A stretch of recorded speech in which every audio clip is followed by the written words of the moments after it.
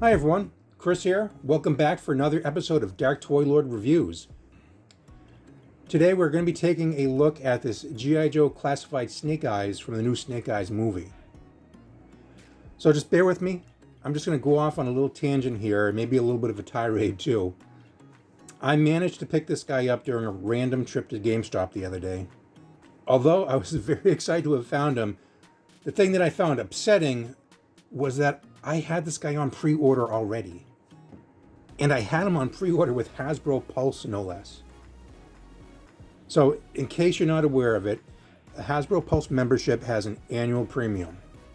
So besides free shipping, it's supposed to provide members with the ability to pre-order items early before those items are offered anywhere else. So one might assume that the ability to pre-order first would mean you would get your items first. This is clearly not the case. I'm constantly finding items at retail while my pre-orders are still scheduled for months and months away. Needless to say, I canceled my pre-order.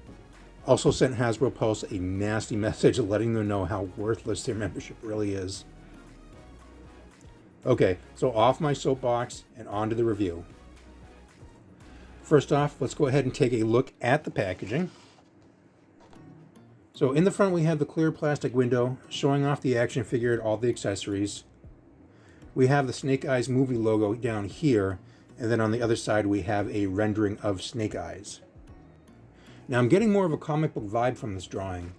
The image on the Storm Shadow packaging seemed a little bit more realistic. So let's go ahead and spin this around. There's more artwork there on the side.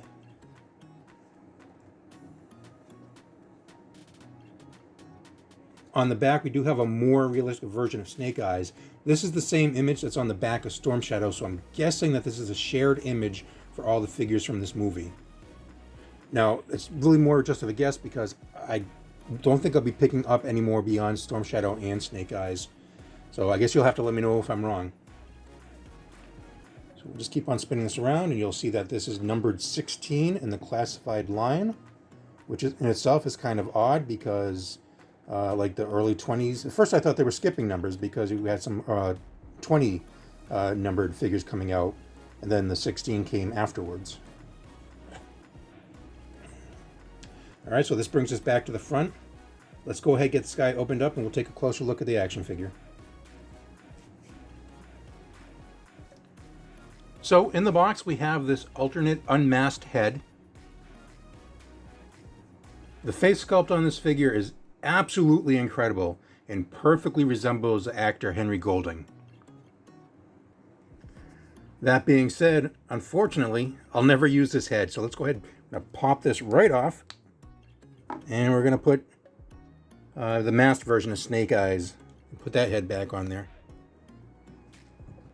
Accessories include this shoulder strap. It was attached initially, but I removed it so I could show it off.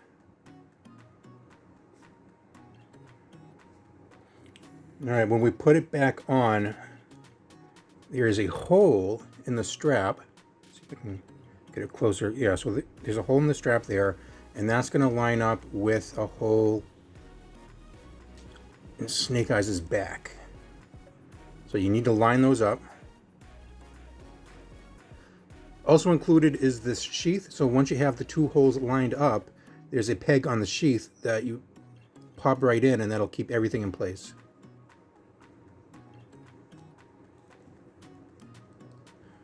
And then of course you also have this katana, and that can slide right into the sheath.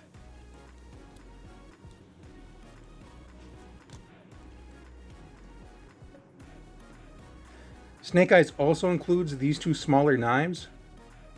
Unfortunately, there's nowhere to store these.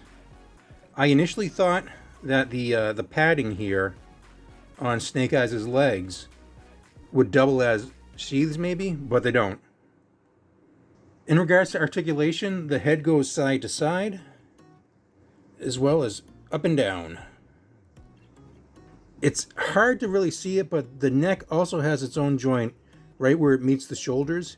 And the range is very limited, but that can also go side to side and a little up and down wiggle, I guess, for lack of a better term.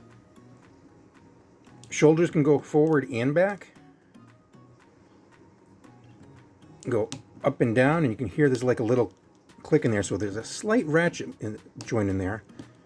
And of course you can spin them around entirely. There is a bicep swivel. You have double jointed elbows, and the wrist swivel as well. There's a joint here at the torso, so Snake Eyes does have an ab crunch, so we can go forward that much and then go back like that. Swivel at the waist, 360 degrees. Now it looks like ball and socket joints at the hips. He has a thigh swivel, double jointed knees. Finish setting up with ankles that go up and down, and there's a little bit of a tilt to them as well. Okay, time for my final thoughts. Design-wise, this is an awesome looking Snake Eyes. He has a lot of detail in the sculpt. Some of that detail gets lost since he's primarily all black. However, he does look good with his combination of gloss and flat colors. He has all the articulation that you would expect for this martial artist, so I'm sure that you'll be able to get him in some pretty impressive poses. The downfall, again, in my opinion, the lack of sheaths for those two knives. So you can either have him holding them all the time, or they can go back in the box. I personally haven't seen the movie yet. I'm not too keen on the idea either, honestly. If it shows up on TV, sure, I'll give it a watch, but I think for myself, I'll just pretend that this is the same character that I grew up with in the 1980s Marvel comic books. You know, just with new fancy threads. So if you have this figure, please let me know your thoughts in the comments down below.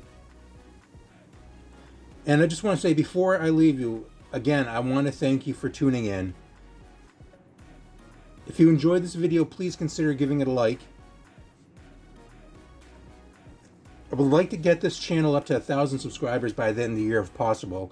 So if you haven't done so already, please consider subscribing. It definitely help me out. And of course, hit that bell so you get notified when I upload my next video. So that's all I have for now, and I'll see you in the next one.